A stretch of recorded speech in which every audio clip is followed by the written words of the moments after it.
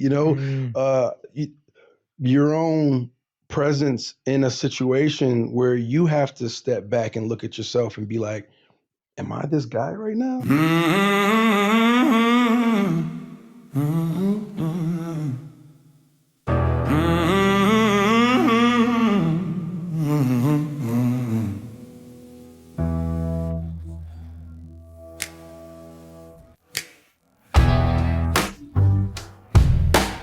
Michael B. Jordan's career is defined by genuine restlessness. He doesn't settle into comfortable patterns or return to the same character unless the material demands new dimensions of him. He's played a grieving father fighting the legal system, a superhero haunted by colonialism, a boxer across 3 films where he grows differently in each one, a firefighter in a dystopia, a lawyer defending the innocent, and now a gangster torn between identities. The consistency isn't necessarily in the roles themselves, more so his willingness to completely commit to whatever psychological space the character occupies. This is an actor interrogating his own capabilities, and the answer keeps expanding. That kind of active growth is rare, and it's why examining his work feels like watching an actor refuse to be confined by what he's already proven he can do.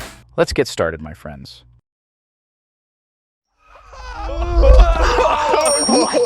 What? Did anybody see? Chronicle follows 3 high school students, Andrew Detmer, Matt Goretti, and Steve Montgomery, who gain telekinetic powers after discovering a mysterious underground object.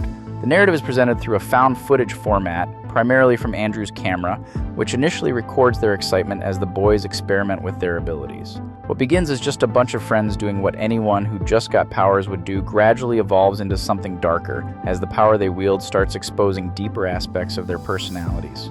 Andrew's unstable home life and social isolation push him towards psychological collapse, gradually shaping up to be the antagonist. The film uses its characters to explore how power amplifies existing traits. Confidence becomes arrogance, insecurity becomes resentment.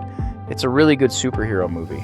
Michael plays Steve Montgomery, the most socially successful of the 3. Steve is charismatic and naturally confident, qualities that position him as the group's most socially adept member. Jordan brings an easy warmth to the role, portraying Steve as someone comfortable in social spaces and instinctively attuned to how others respond to him. Unlike Andrew's volatility or Matt's more cautious approach to their powers, Steve treats their newfound abilities with excitement and curiosity. Jordan's performance works because Steve never feels like a shallow archetype of the popular kid.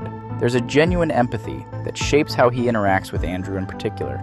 Steve recognizes Andrew's isolation and tries to bring him into the group dynamic without condescension. As the story darkens, Steve's role becomes important because he represents the version of power that remains balanced by social awareness. Jordan plays him as someone capable of responsibility without losing enthusiasm. His presence highlights the contrast between characters who can integrate power into their lives and those who cannot. Steve ultimately functions as a glimpse of what these abilities could have meant under different circumstances.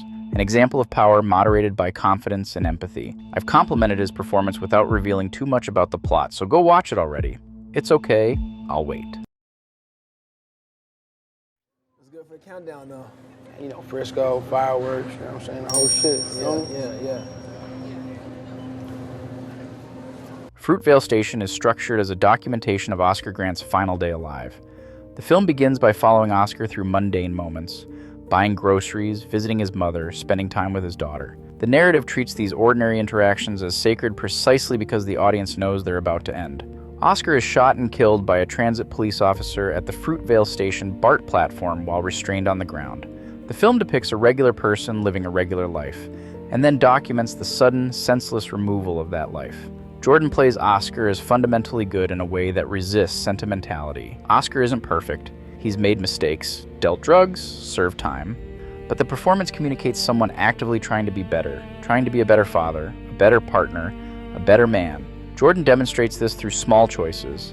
The way Oscar interacts with his daughter, the patience he shows his mother, the genuine effort he makes to reconnect with his girlfriend. Jordan's Oscar has humor and warmth. He has frustration and occasional selfishness. He's flawed and complicated and undeniably human. The performance refuses to make Oscar into a saint, which paradoxically makes his death more unbearable. He doesn't need to be perfect to deserve to live.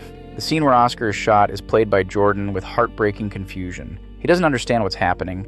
He's not angry or defiant. He's simply bewildered by the sudden violence, the sudden irrelevance of all the small choices he made that day.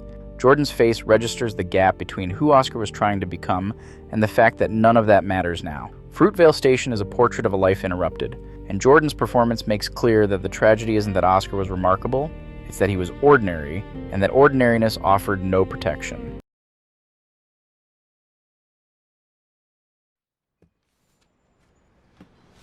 Plus, if you train me, ain't nobody around here knows me. We can fly under the radar. You'll never know. Yeah. The Creed trilogy spans Adonis Creed's evolution from a young man seeking validation through boxing to an established champion, navigating legacy and responsibility. Creed follows Adonis discovering his identity as Apollo Creed's son and training under Rocky Balboa to prove his worth. Creed 2 positions him defending his title against Victor Drago's son while grappling with unfinished family history and the weight of inherited trauma. Creed 3 places Adonis as both retired champion and mentor, forced to confront Damian Anderson, a childhood friend from his past who represents the life Adonis escaped. Across 3 films, the narrative documents Adonis's maturation from a desperate validation seeker to an established fighter to a mentor bearing the responsibility of passing wisdom forward. The trilogy is less about boxing. I'm not a huge fan of boxing films, I'll be honest with you, and more about how a person evolves when given the tools to understand themselves. Jordan plays Adonis across the trilogy with remarkable consistency of vision but evolving emotional registers. In Creed, Adonis is wound tight, aggressive, searching for permission to matter. Jordan communicates this through physical intensity and a particular kind of rawness. His interactions carry an edge of desperation. His confidence is performative, allowing us to see the insecurity underneath. By Creed 2, Jordan has recalibrated Adonis entirely. He's now an established champion, which should bring confidence, but Jordan plays it differently. Adonis is carrying the weight of expectation. His confidence has become responsibility. When facing Victor Drago, Jordan plays Adonis not as a young fighter with something to prove, but as someone aware that loss means something different now. It means failure not just for himself, but for everyone depending on him. The performance becomes more measured, more strategic. In Creed 3, Jordan undergoes the most significant shift. Now, Adonis is retired from professional boxing and mentoring younger fighters while managing the legacy he has built. Jordan plays this role with a kind of weary wisdom. Adonis is no longer fighting primarily for recognition. He's confronting the past embodied by Kang. When he returns to the ring in the final bout, he plays it as someone drawing on everything he's learned across 2 films, not just as a boxer, but as a person. Jordan never repeats the same Adonis. Each film demands different emotional registers, and Jordan delivers them without losing the character's core identity. The performance across 3 films becomes a study in gradual maturation. That leads me to my favorite performance of his, and my favorite movie of 2018. You'll probably notice that as we get into it. Nah. I beg your pardon. It was taken by British soldiers in Benin, but it's from Wakanda, and it's made out of vibranium. Black Panther follows T'Challa as he assumes the throne of Wakanda after the death of his father. Wakanda is presented as a technologically advanced nation that has remained hidden from the outside world for centuries, protecting its resources and maintaining its independence through secrecy and strict tradition. The narrative initially focuses on T'Challa establishing himself as king, balancing the expectations of Wakandan leadership, the traditions that define the monarchy, and the pressures of a rapidly changing world beyond the nation's borders. The central conflict emerges with the arrival of Eric Stevens, later revealed to be N'Jedika, the son of T'Challa's uncle N'Jobu. Raised in the United States after his father's death, Eric has spent his life witnessing global inequality and racial oppression while knowing that Wakanda possessed the power to intervene but chose not to. After killing Alfred and bringing his body to Wakanda, Eric invokes his royal lineage and challenges T'Challa for the throne through ritual combat. His victory temporarily places him in control of Wakanda and allows him to implement a radically different vision for the nation. Eric's plan is to distribute Wakandan weapons to oppressed populations around the world, initiating a global uprising that would reverse historical power structures. The conflict therefore evolves beyond a conventional hero versus villain structure and becomes a confrontation between 2 philosophies. T'Challa's belief in cautious reform and international cooperation versus Eric's belief that centuries of injustice require violent correction. The film ultimately resolves with T'Challa reclaiming the throne and choosing a path of global outreach, influenced in part by the ideological challenge Eric presents. Michael plays Eric as a character defined by ideological clarity, rather. From his very first appearance, Jordan establishes Eric as someone operating with deliberate control. He is observant and strategic, carefully navigating each situation while concealing the larger objective guiding his actions. The character's early scenes position him as highly competent, someone capable of moving through dangerous environments with confidence and precision. Jordan communicates Eric's personality through a mixture of charisma and restrained hostility. In public interactions, Eric presents himself as composed and articulate, capable of blending into environments where aggression would immediately expose him. Jordan subtly introduces tension beneath that composure. Eric's calm demeanor carries an edge, suggesting that every interaction is part of a larger calculation. The performance creates a sense that the character has already decided exactly how events will unfold, long before other characters realize they are involved in his plan. Once Eric reaches Wakanda and reveals his identity, Jordan shifts the performance into a more openly confrontational register. The character no longer needs to disguise his intentions.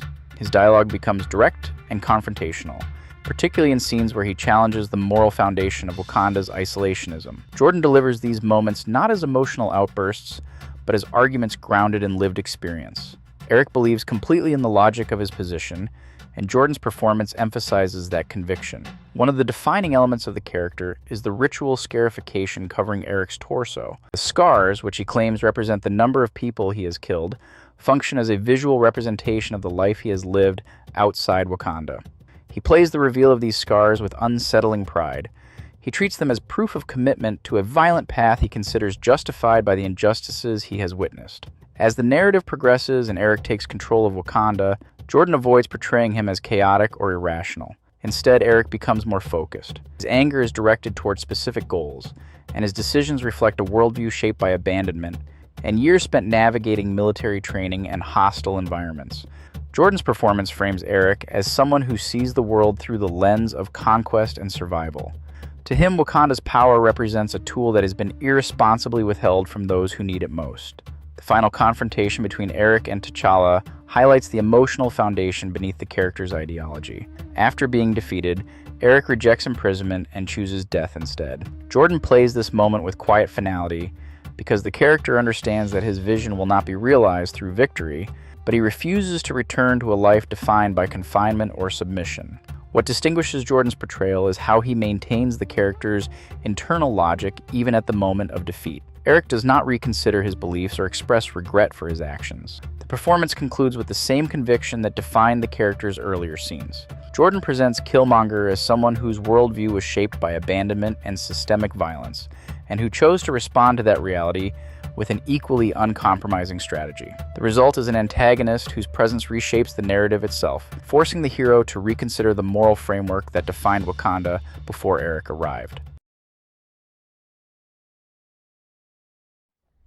You wanted to fly near the sun.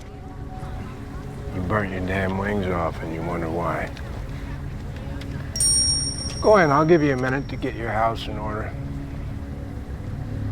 Fahrenheit 451 is a dystopian adaptation of Ray Bradbury's novel, set in a future society where books are banned and firemen are tasked with destroying any that are discovered. The narrative follows Guy Montag, a fireman who begins to question the oppressive system he serves after encounters with free-thinking individuals and forbidden literature. The plot traces Montag's gradual awakening from compliance to resistance, focusing on the internal transformation of consciousness. The story presents a society built on censorship, control, and superficial entertainment, and positions Montag's emerging awareness as a profound threat to that order. The film emphasizes the dangers of conformity and the suppression of ideas, making the journey of self-liberation central to its narrative tension. Jordan plays Guy Montag as a man initially defined by functional obedience and emotional suppression. Early in the film, Montag is competent and outwardly untroubled, yet Jordan hints at underlying dissatisfaction through subtle gestures and expressions. He embodies someone conditioned to perform rather than reflect. As Montag encounters forbidden knowledge, Jordan depicts a gradual, almost imperceptible shift. Curiosity, doubt, and wonder emerge in small, measured ways. Jordan communicates the character's internal awakening through timing and vocal modulation, showing the cognitive and emotional disorientation of someone discovering a world beyond rigid control. Montag's journey is portrayed as incremental.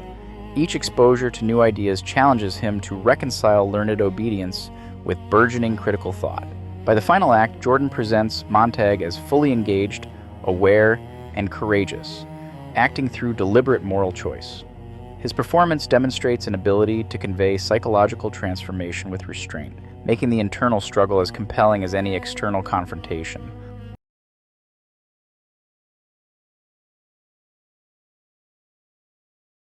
When I realized that outside my community, nobody cared. Because to them, he's just another black man killed in the projects.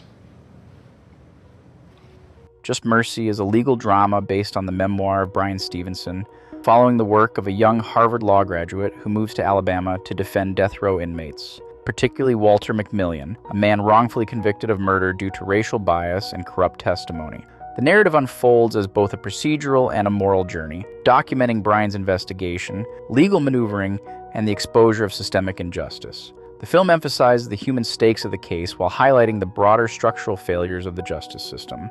Justice is shown not as an abstract concept, but as an ongoing struggle against entrenched inequity and prejudice. Jordan portrays Bryan Stevenson as a principled and morally driven lawyer confronting a system that is hostile, incredibly slow, and indifferent to truth. Early in the film, Jordan establishes Bryan's earnestness and idealism, projecting a professional confidence that masks an underlying awareness of the obstacles ahead. He conveys the tension between moral certainty and strategic patience. Bryan must navigate bureaucratic obstruction, entrenched prejudice, and constant personal and professional risk.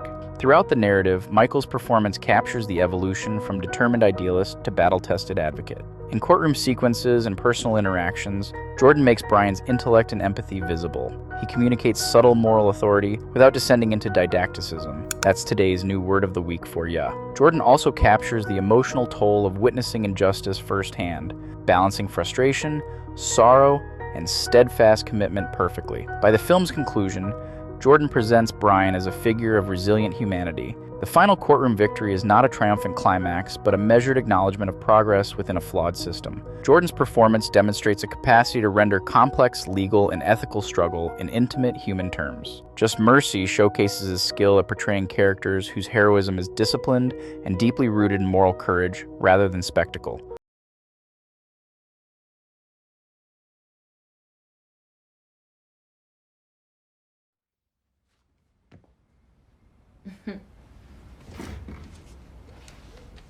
You remember this night? Yeah, I remember that dress and them shoes.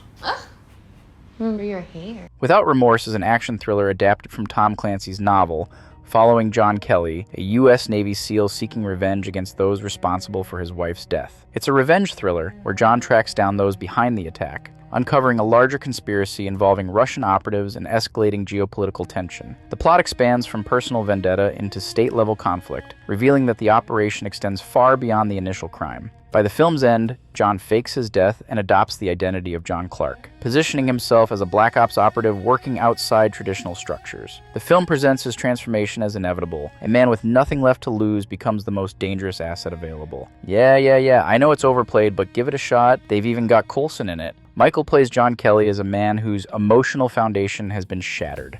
Early scenes show John as a devoted husband, but Jordan communicates underlying intensity. This is a man trained for violence, temporarily channeling that training into domestic stability. When his wife is murdered, Jordan plays John's grief not as dramatic devastation, but as a particular kind of clarity. The noise of civilian life falls away. What remains is singular purpose. As John pursues his revenge, Jordan transforms the character into something more methodical and terrifying. The grief doesn't disappear.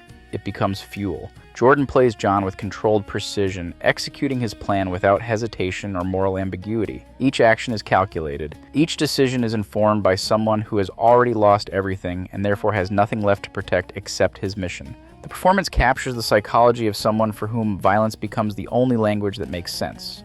What distinguishes Without Remorse is Jordan's ability to play a character undergoing dehumanization. And by the film's end, when he adopts the John Clark identity, Jordan plays this transition with a kind of resigned inevitability. This is what he was always designed for.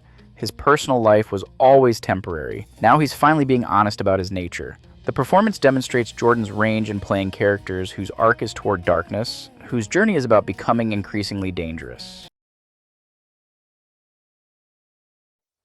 I'm thinking we just set up tonight. Open up next weekend. Nah, fuck that. It's gotta be tonight. Grand opening, start this shit with a bang. Or we start with a misfire. Look at that sky. And last but definitely not least, we've got Sinners.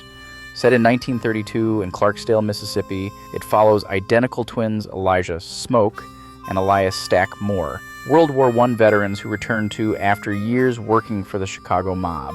Using stolen money, they purchase an abandoned sawmill to open a juke joint for the local black community. The narrative begins as two men trying to carve out autonomy in a system that limits them, but gradually shifts into something far more volatile.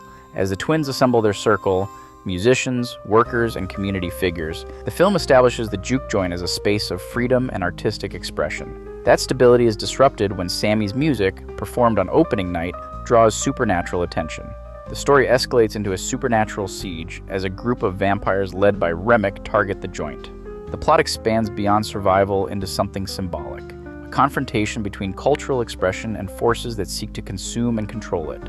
By the final act, the story becomes a battle for both physical survival and spiritual autonomy, ending in sacrifice, loss, and a lingering sense of what that night represented.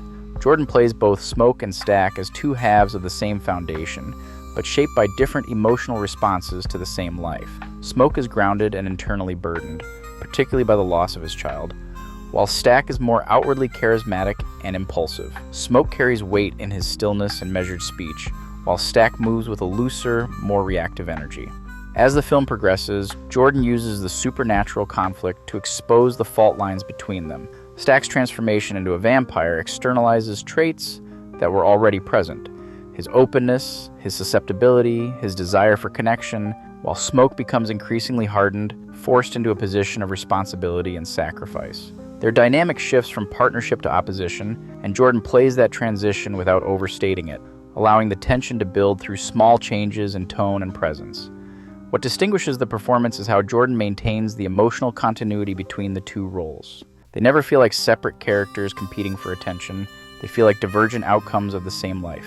By the film's end, Smoke's final actions and Stack's continued existence frame their relationship as something unresolved, one defined by loss, by memory, and the brief moment where they were aligned. The performance captures duality, grounding both characters in the same reality while allowing their differences to emerge naturally under pressure. What distinguishes Michael B. Jordan's career is that his range feels like a deliberate interrogation of what cinema can do with a lead performance. Across these roles, there's no signature Jordan performance, no particular cadence or physicality he defaults to. There's a commitment to finding the specific psychological landscape each character inhabits and locating performance within that landscape. Unlike actors who find their lane and perfect it, Jordan keeps pushing into different emotional and thematic territories. When he returns to the Creed trilogy, the performance evolves each time because the character's circumstances have changed and his understanding of those circumstances has deepened.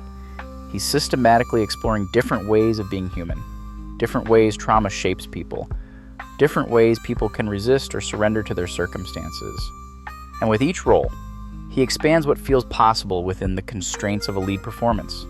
That's mastery in progress. That's enough glazing for today. Thanks for watching, and I'll see you next week.